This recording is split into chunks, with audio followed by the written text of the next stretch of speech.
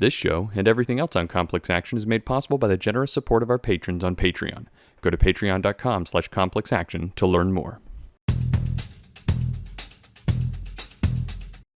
Hey everyone, your friendly GM Bobby here with another very special interview episode of Diary of a Game Master. I am incredibly excited to introduce someone who has been on the guest list of my Shadowrun Dream Dinner Party for a long time now. He is quite well known as a Sixth World historian, but most importantly as the Crow Shaman who's the inextinguishable voice keeping Neo-Anarchy alive. We have Opti of the Neo-Anarchist Podcast. Opti, say hello. Hello! Thanks for having me. I appreciate it. Yeah, absolutely. That's the honest to goodness truth. I've been really excited to talk to you for a while. I've been quite a fan of the stuff that you do mostly because of the historian aspect of it. I love Shadowrun and the story and the lore and all that kind of stuff, and that is right, obviously, in your wheelhouse. Sure. I've enjoyed it myself.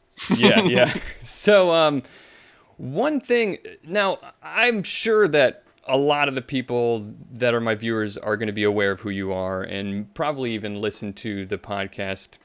But in case people don't, I want to give you a chance to introduce yourself. Let everybody know, who are you, what do you do, and what is the Neo-Anarchist Podcast? Sure. I'm Opti. I host a podcast called the Neo-Anarchist Podcast, which is a fictional in-universe history podcast of the Sixth World Shadowrun universe. I also happen to be a Catalyst demo agent and just recently became part of the Catalyst Freelancer Corps, which is kind of a dream gig of mine. Wow, that's really exciting. It is pretty exciting. I don't mind bragging about that at all. I don't mind saying that I just leveraged a whole bunch of contacts and rolled really high and yeah, right. made a couple success tests. And it happened kind of behind the scenes, but that was pretty fun. Right. And on the podcast, you are, of course, Opti, who is this amazingly sort of mysterious and exciting kind of leader, so to speak, in the Neo-Anarchy movement. Explain that to me. Who is Opti? I've always wanted to know where this character came from. Okay, so Opti in character is, of course, an old school Shadowrunner. Got his start in the 2050s and kind of just grew out of it when he became a fixer, but still really involved in the work and total neo-anarchist in the tradition of Captain Chaos, and now feels like it's his role to equip younger runners and neo-anarchist runners to kind of fight the man and fight the system and all that kind of stuff. He is a Crow Shaman. He has a lot of magical mojo that he slings around. He's kind of like a hooder type, so he's not really, all about the money, although that helps. As a character, though, the voice of Opti came from a lot of different places. I kind of went through my repertoire of radio hosts that I thought were recognizable. Because in the beginning, I didn't think this was going to go very far at all. So I just thought this would be kind of everything I do would just be a shout out to some other thing going on. So there's a little bit. I don't know if you ever heard of. There's a show called Car Talk on NPR. Yeah, absolutely. There's a little bit of Car Talk in there. There's a little bit of Three Dog from Fallout. Right. There's a little bit of Rush Limbaugh. There's just little pieces from a bunch of different really different sources that I just kind of cobbled together and gave him kind of the voice of Captain Chaos from the first and second editions Shadowrun, where he was really overtly neo-anarchist, but very principled and kind of like the good guy in a sea of a bunch of capitalist a-holes. Right. And so I just kind of put them all into the blender and, came up with a couple catchphrases and then just started doing it over and over. And of course he evolved from that. So that's kind of the origin of the character. So did this character exist before the podcast? And I want to get into kind of the origin of the podcast in a minute, but did Opti exist as a character before the podcast? Not in that form, no. I feel weird talking about it. I don't want to pull down the curtain so bad. Right. If you listen to the podcast, just forget it. Just don't listen to this. But yeah, he The name Opti existed before because people had kind of referred to me as a person in my real life as optimistic, blah, blah, blah. Yeah. And so they call me like an optimist all the time. And then they, it started sticking whenever I play an online game. I'd always be optimist. Right. And so my buddies in the guild or the team or whatever started just calling me Opti all the time. Opti, Opti. So that just became kind of like a nickname.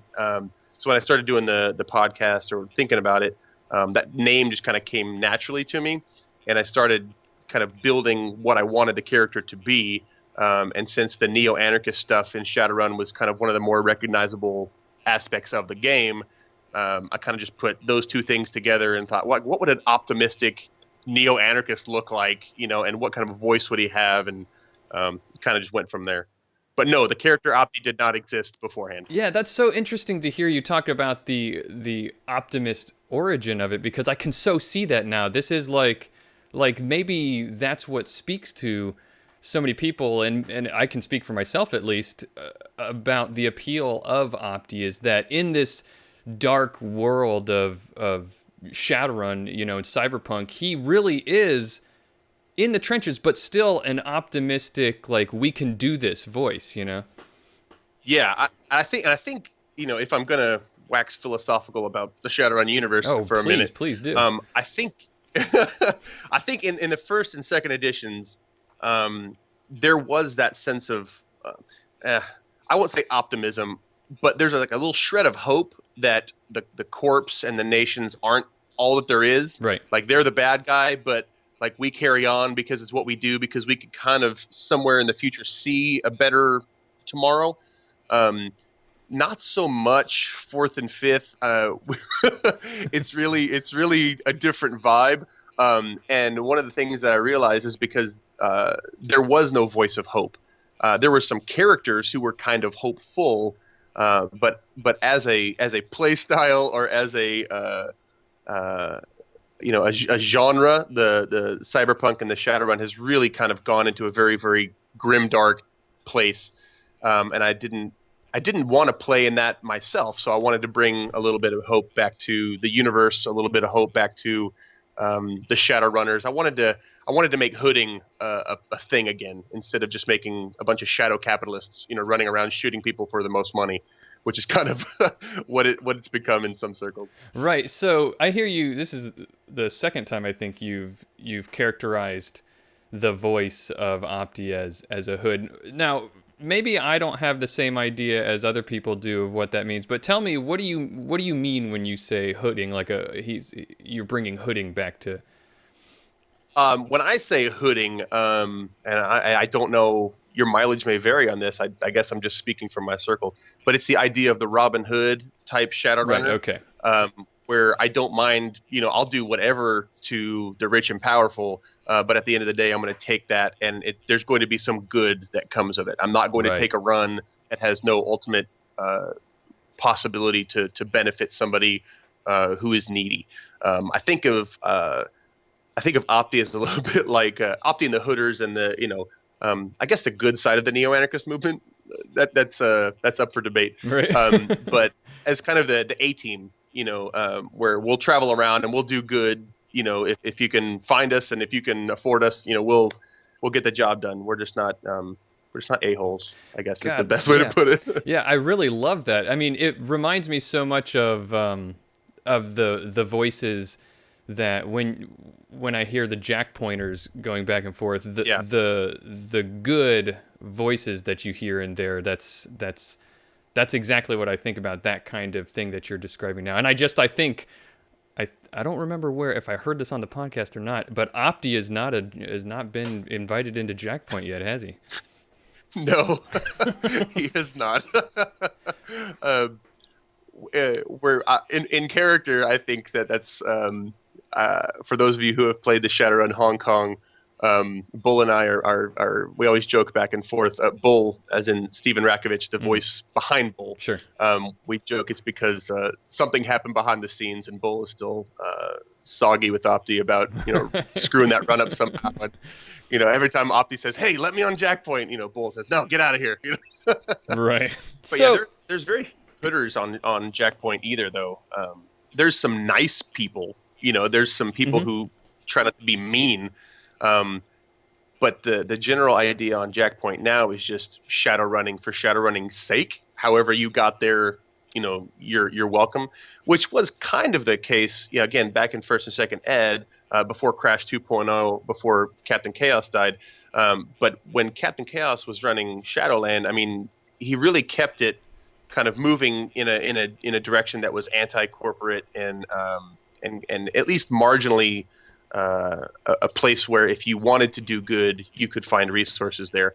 And now Jackpoint is just kind of a free-for-all where you have guys like Clockwork that are just as welcome, as guys or girls like DevGirl, who really don't seem to stand for much other than just kind of doing the work, which I guess allows players to fill in the gaps of what they want those characters to be. But I miss some of the stronger personalities that were kind of going somewhere, that they had a purpose, they had a philosophy behind why they do what they do. Yeah, but there's definitely voices that I know.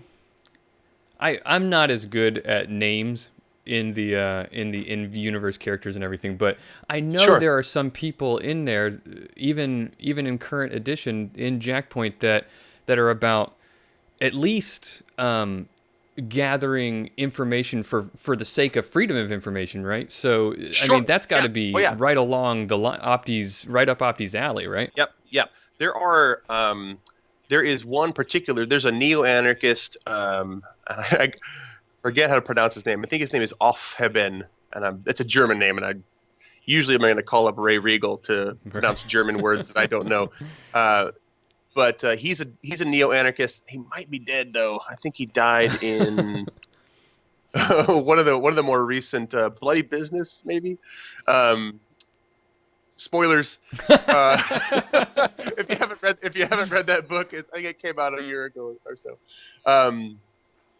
There's Slammo, who I think is at least marginally neo-anarchist, or at least his parents were.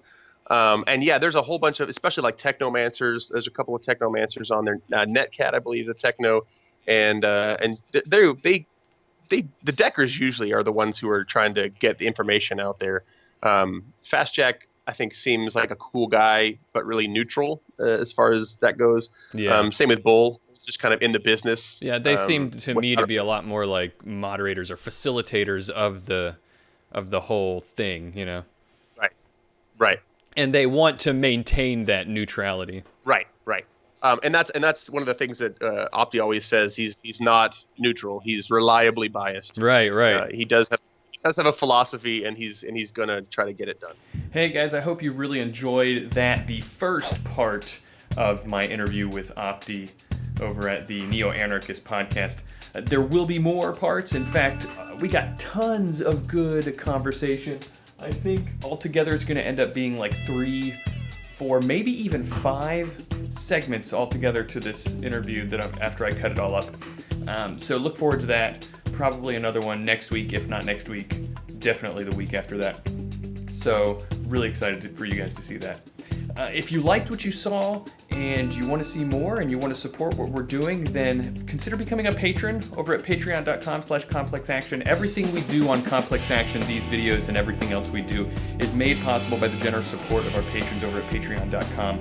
I can't thank you guys enough for that. There's lots of rewards for helping me out, thank you stuff and whatnot. So check it on out and consider becoming a patron. Appreciate it, and bye-bye!